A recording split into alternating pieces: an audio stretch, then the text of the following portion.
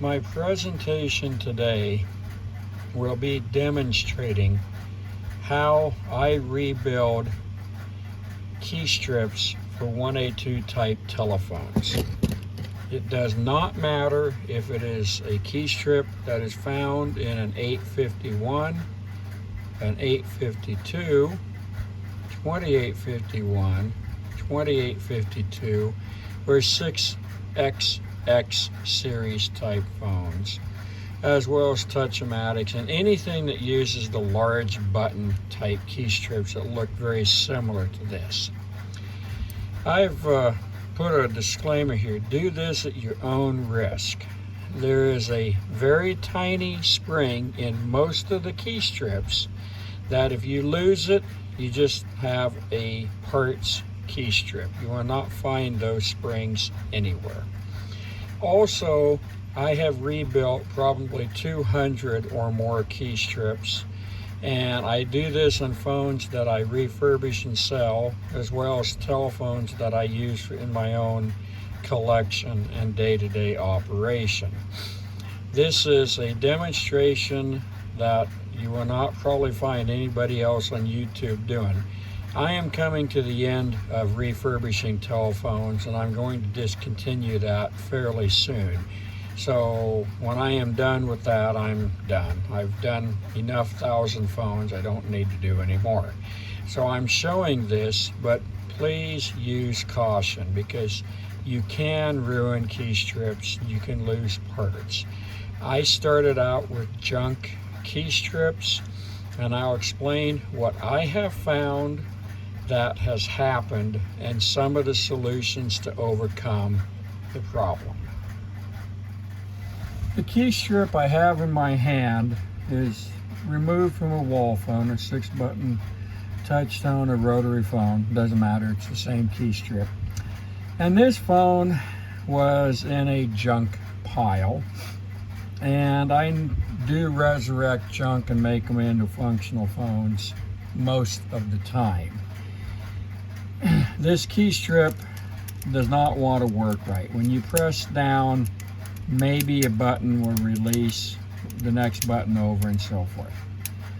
So the several things that's wrong with this key strip: it was in an environment that most likely was a high moisture, high humidity, dirty environment, and it's just gummed up.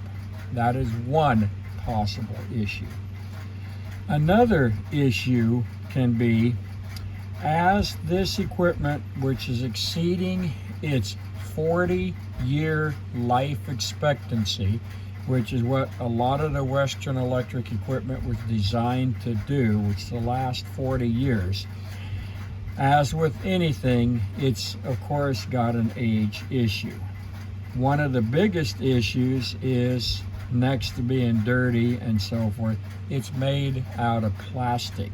All of the parts, such as the buttons and caps, are plastic, and the frame is plastic. So the plastics over time dry out and shrink. I don't know what the technical term of that is, but they do age, and they do not age well. I have found out kind of what works. One of the problems is, if the phone was removed from service and set in a box for a very, very long time, years, and the button was pressed down, it will eventually compress the spring enough that it does not want to operate correctly. That is not a big deal. As you can tell, it's very dirty from wherever this phone was used. No problem. So I will be disassembling this key, and it'll be a handful of parts. And over here on the hold key, which I don't have a red cap on, but a red cap would go there. In this compartment right here is a very, very tiny spring that is used to bring this to push this slider back so the buttons will lock. So that spring tends to want to boing and run away, and it's a very tiny spring. So when disassembling this, you've got to be very, very, very careful not to lose that spring. So there's a screw on the left and the right side that has to be 100% removed, and then you take a screwdriver, and I'll show one here in a moment, and you put it under here, and you gently lift this up while holding your hand down here not to lose the spring. When you do that, this thing is going to disintegrate. Not a big deal, but just keep in mind that will. So I would take the screws out and take this apart, and you can see what I'm up against.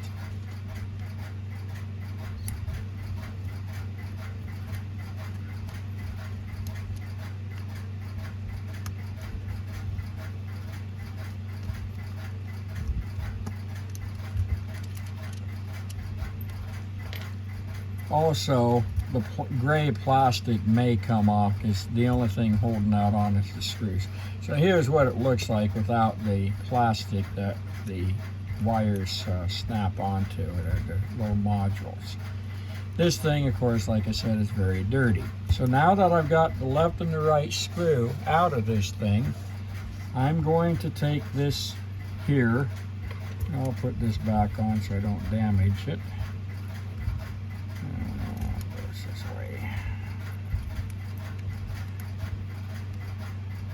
I'm going to lift this up. I put my fingers down here because I don't want that thing to run away from me. And I'm going to pull this off, and hopefully I can do this in the camera and you can see the spring without me losing it. Okay. So the spring here, and I'm being very careful by my finger, and I hope you can see that in the video. The spring is right where this finger is, right there. Okay, so that is a dangerous situation because that could run away on me.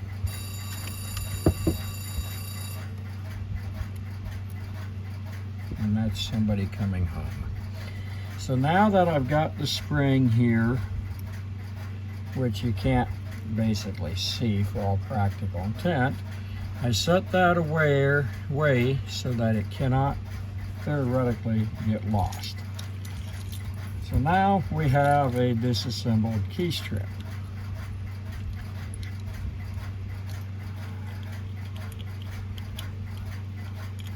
As you can see, some of the springs are still in here, and they don't want to fall out on their own. You can also tell by looking at it that this spring is more compressed than that spring. So this one here must have been the one that was down all the time. So, and again, that's not a big deal. We can deal with that. And then it's filthy dirty. I'm going to use a toothbrush, a paintbrush, and some denatured alcohol to clean that. And because this thing is really filthy, and then I will respring the spring. So I'll show you what I do on the springs. You have to be careful because you don't want to overdo it. So you got a spring, and if you line them all up, they should be almost the same. But I can tell right now this one is more compressed than that one, and that one. So this one is really going to be the offensive spring. So I'm going to go ahead and respring these a little bit. And again, you don't want to get too carried away doing that, because you just need to give it a nudge. And of course the Bell system would not have done this. They would have just simply put new springs in, probably just new key strips. But hey, that's when they had the warehouse full of the parts 50 million years ago. I'm going to clean these little sliders off, and the little sliders here is what you can't really see that's in there. So basically, with the key assembled, you would have the slides here like this, and then you would have the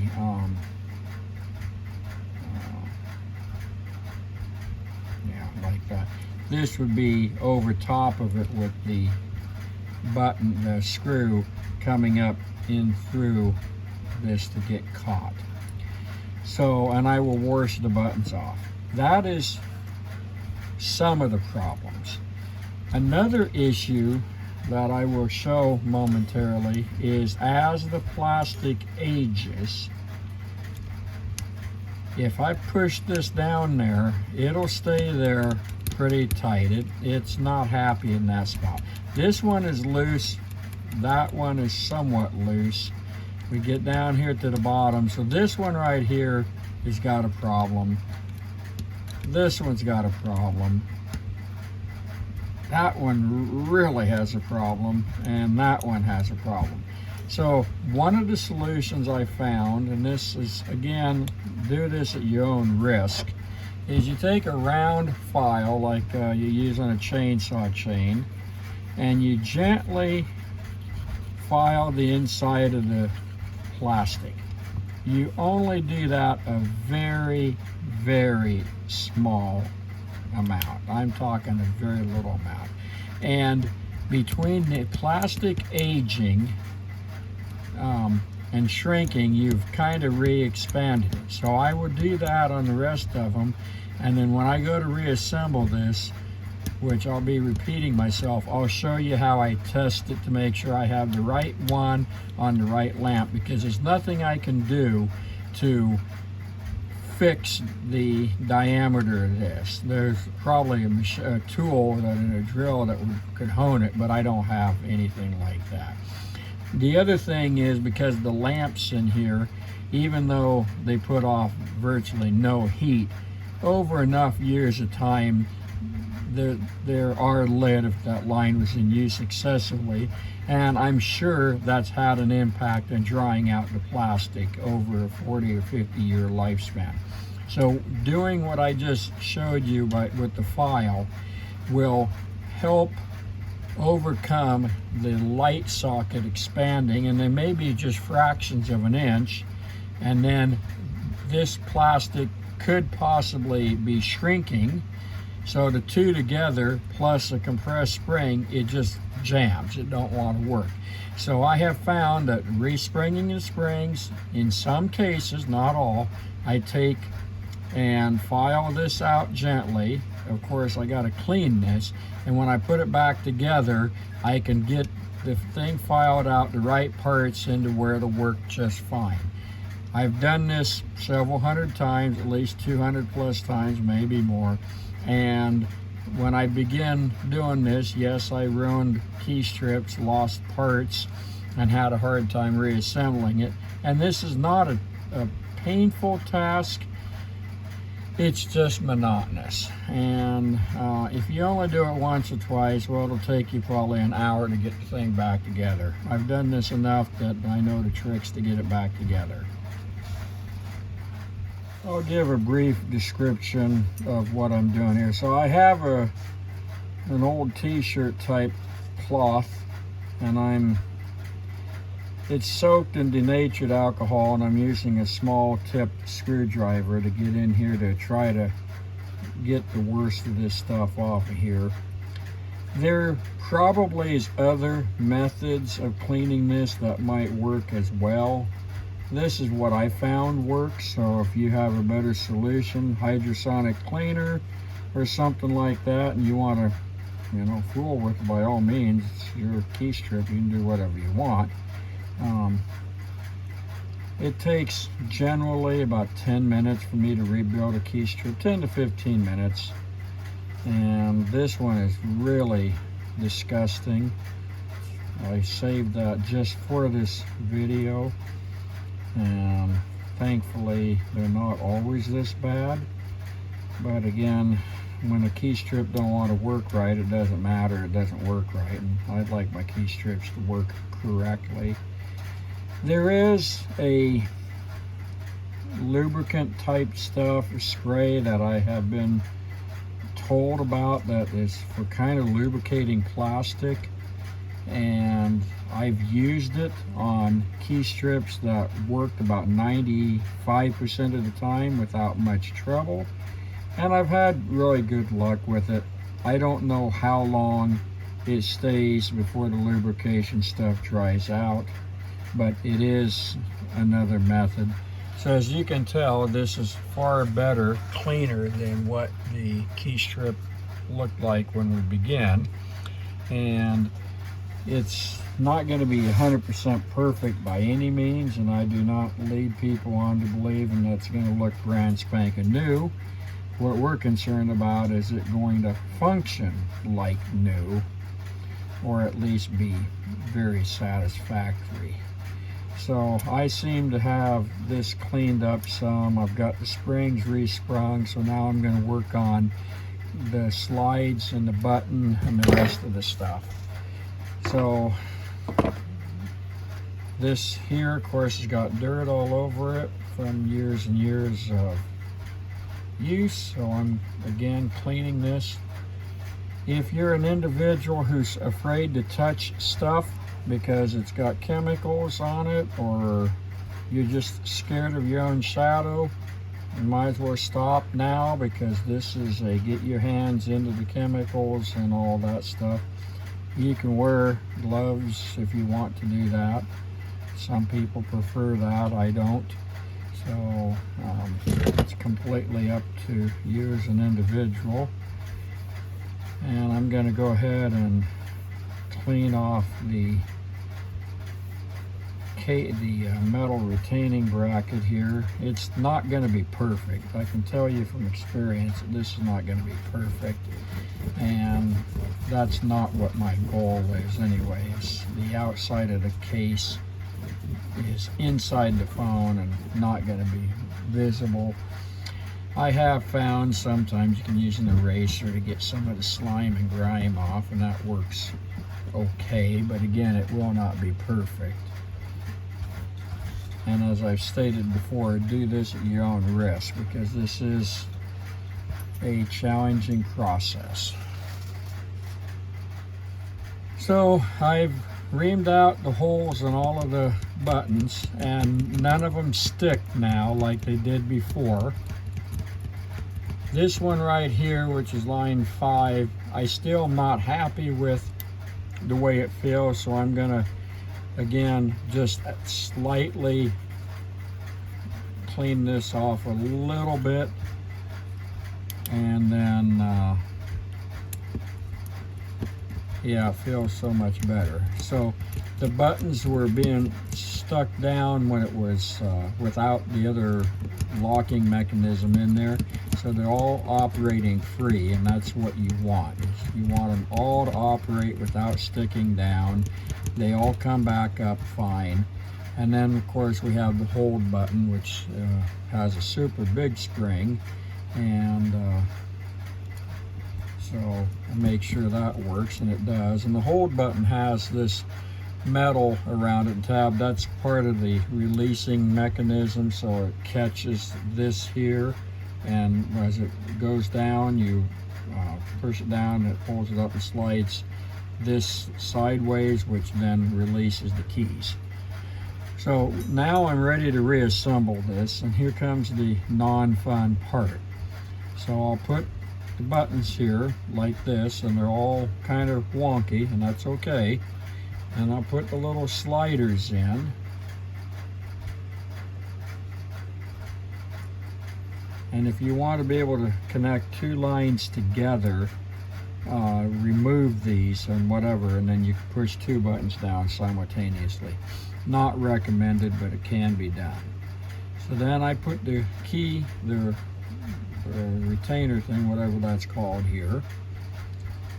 So I now have the button key strip kind of reassembled. I take my metal shell, which has to go on this way. I hold this here at kind of a 5-degree angle, and I'm going to put this over it. I have not yet put the spring back in, and that is the very last thing that I do before I snap this together so I don't lose it. One of the things that happens is these were machined, so you might want to carefully use a piece of pliers and just slightly flex it out, just a micro amount, so it makes it easier going back together. So I'm going to put this on here, just like that, and this is the tricky part. So I have to get this down here. So right now I'm ready. I've got everything back together except for the spring. So I got to get my spring. I lost my spring. Where did it go? Oh crap. I just moved it. Time is 5 o'clock p.m. Temperature 72 degrees. Well, I gotta find my spring. Hold on. Okay, I found my spring. So I got my little tiny spring here. So what I'm gonna do is I use my spudger, which is a pencil will work fine. I take the little spring and I put it back down here. And the spring is there. It's not a safe spot to be in, but it's there. And I will hope and pray I don't lose this because I do not have spares. So I have the spring in there. And then with my finger there, I put this here and I snap that back together. And with that snap together, it kind of works okay. So let me put the screws in to hold this whole entire thing together so that it'll start to function correctly.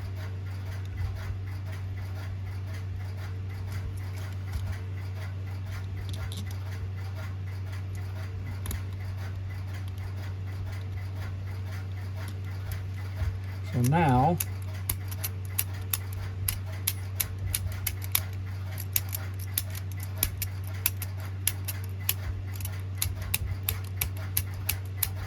I have a nice working key strip. I didn't lose the spring. So then you can, if you need to, take a pair of channel locks and crimp this back together, tighten it up slightly, and I would do that here in a moment. The other thing that I will probably do, because this was in such bad shape, is I have this lube that is called a dry lube. It seems to work well.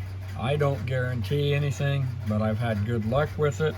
So I'm going to spray a little bit in here. And then just operate the key strip a lot.